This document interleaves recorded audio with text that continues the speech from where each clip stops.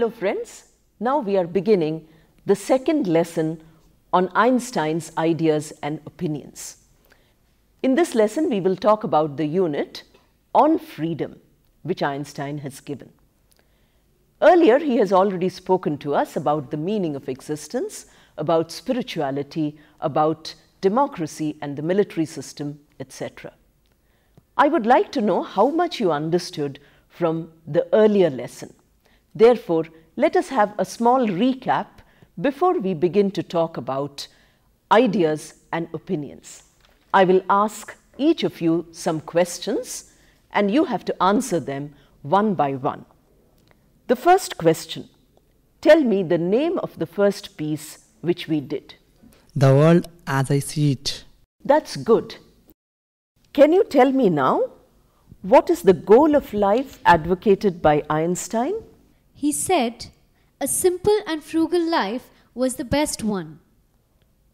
A life in which people recognize their debt to society and work by repaying it by hard work for the welfare of others. Good. Now tell me what Einstein considers the best form of government. Democracy. He says democracy is ideal because it does not idealize any one person. It gives equal importance and respect to all individuals. Excellent. Now tell me why he hates the military system? Because it is for the people who do not use the brain. The military system supports war, which he as a pacifist cannot support. He also feels that enforced military service makes a person lose his individuality and become a machine. Then, the emotions which he feels, such as patriotism, also becomes very mechanical. Okay, that's very good. Now, can you tell me about his views on God? Einstein believes that the God is an impersonal model of reason. He does not believe in God who rewards or punishes. How does he define true religiosity? He says that the emotion of finding the mystery in existence as beautiful and knowing that it is inexplicable is the definition of true religiosity. Therefore, he describes himself as religious because he believes that there is a divine hidden design in every aspect of nature. That's very good. I see that all of you remember very well what happened in the first lesson.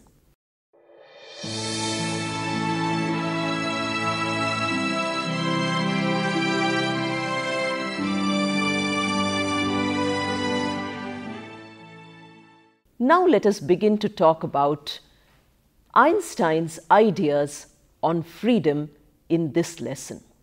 Einstein speaks about the concept of freedom first in thought. He says that everybody is entitled to an opinion. We cannot challenge anybody's opinion. But if that opinion is harmful to society, then we should stop such an opinion. He says that real freedom is not only physical freedom. It also involves an intellectual and an inward freedom. Einstein advocates that a real good society is one where everyone has freedom.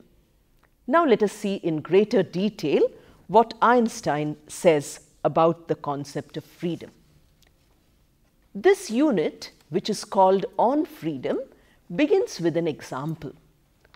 Einstein says, suppose a person has an idea that he wants to destroy the world and kill all human beings. On the rational plane, you cannot argue with it because this is his opinion. Opinions are not debatable. Therefore, he can have this idea. But when it comes to practice, such an idea cannot be allowed because this idea breaks the human values. Human value tells us that we should work for the betterment of others, not for the destruction of others. He says that here there are two ways in which human beings can become better.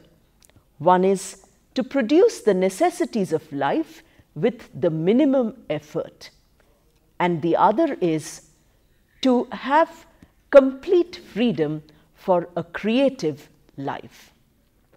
Each of these two are dependent on each other. For instance, a person who's very busy earning a livelihood has no time for personal benefit. Therefore, he does not gain any inward development. He does not become creative. For this, Einstein says that we require to develop scientific knowledge because science and technology make life easier. So if there is a good scientific progress, society also progresses. Then people have a lot of time to devote to their inward pursuits. But he says for real scientific progress, the cooperation of society is most important. Society should encourage independent intellectual activity. Suppose a person's ideas, when they are expressed, create discomfort or danger for himself. Suppose the ideas are suppressed, then that society is not going to benefit. So first he looks for freedom at the physical level. He says that we should first have all the comforts so that we are free. The second is the free intellectual expression. Einstein says that any intellectual experience, any intellectual experiment needs to be communicated.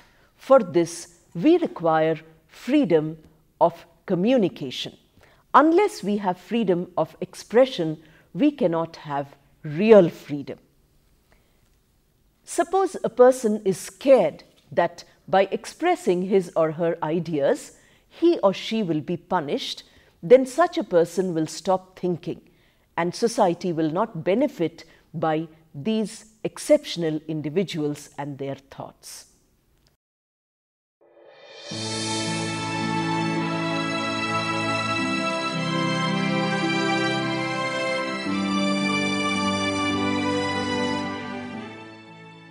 Now, I would like to ask you some questions about your understanding of Einstein's definition of freedom.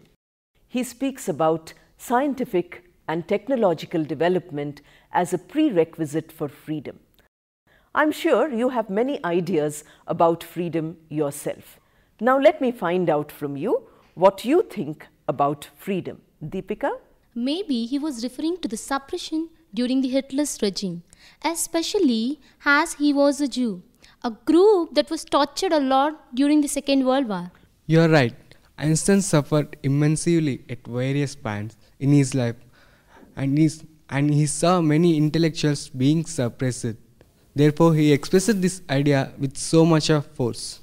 After mentioning that law should protect the rights of people and give them freedom to express themselves, he says there is another factor which is needed. He wants to cultivate a spirit of tolerance and not fight with those who express their opinions and counter to their own. He says that what he is advocating is a state of ideal liberty which may not be possible at all times, but this is no reason to give up hope. He says that we should constantly strive to reach this ideal. Only then when it is possible for society to progress with help of free scientific, philosophical and creative thinking. Two very important ideas about freedom have been discussed in this essay. Let us see how he talks about spiritual freedom.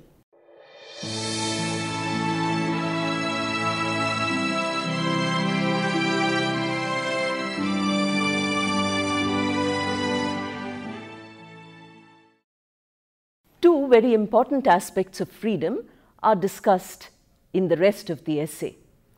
Therefore, we shall talk about this now. Einstein says that spiritual freedom is important. Now, what does he mean by spiritual freedom? First, he says that we should have physical freedom. Already he has mentioned this, that great scientific progress and great technological advancement helps us to have free time. Science and technology make our life simpler. Therefore, we can devote a lot of time to inner pursuits. This he calls creativity. It might be a scientific or an artistic pursuit. Once a person is engaged in inner pursuits, his intellectual freedom comes. So the first level is physical freedom and the next level is intellectual freedom. Sufficient leisure makes a person have the time and inclination to pursue intellectual freedom. Great intellectuals are the people who can engage themselves in progress of science and in artistic pursuits too. For creativity, therefore, we require people to devote time to themselves. Only then they realize that their internal life, their internal freedom is as important as their physical freedom. He says there might be some hurdles in the path of this freedom. For instance, society might be very rigid. A school might have strict laws, or it might have a strict spiritual culture. These rigidities have to be removed from society. People in power might sometimes suppress others from thinking clearly. All these stop a person's intellectual freedom.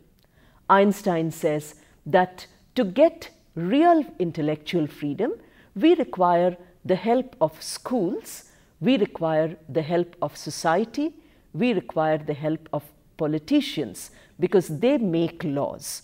We require good laws in place so that an individual is ensured freedom. Unless there is freedom in the world outside and in the internal dimension of a person, real freedom does not happen. So Einstein's views on freedom tell us very clearly that we should strive first for freedom of getting rid of excessive hard work. This, he says, can be done by planning.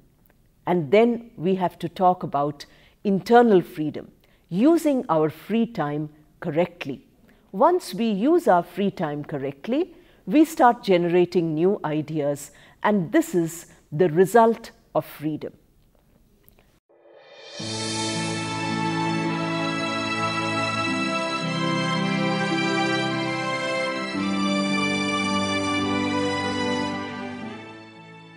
Now, can we have a discussion on the views of freedom of Einstein? I would like all of you to tell me what you think of Einstein's ideas on freedom. Einstein has made a very valid point here. We see how in the last few decades the world is endangered, and most people are so busy that they don't even think of spiritual development.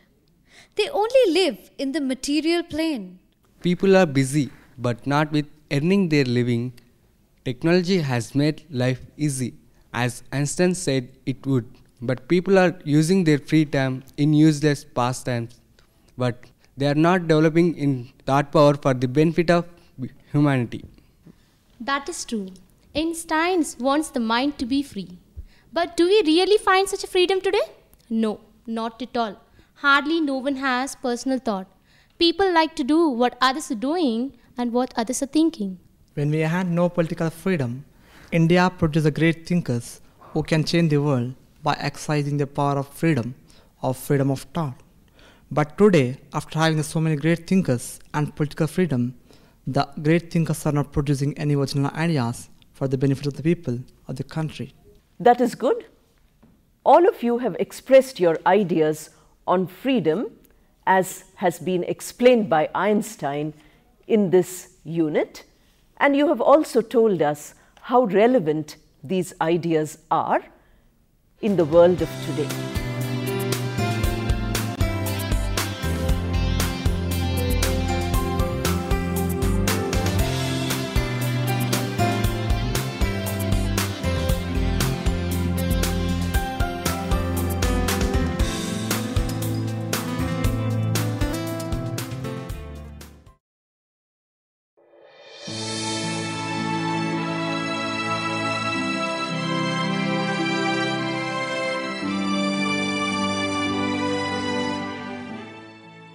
Now let us do some language work.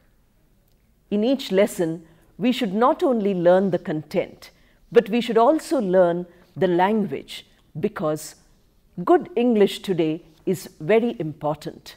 By reading Einstein's essay, we can learn English also.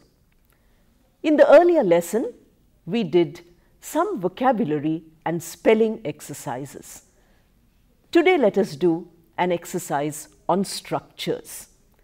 Fluency in communication depends on how you can use language in a variety of contexts. You must be able to say the same sentence in different ways without changing the meaning of the sentence. This means that you have great fluency of communication. This is the exercise we will do today based on some of the sentences taken from Einstein's essay. Let me read out to you the first sentence. I'm reading the sentence out to you. How strange is the lot of us mortals! Exclamation mark. This is an exclamatory sentence. Can you make it into a simple, assertive sentence? Gopi? The lot of us mortals is very strange. Right. Now,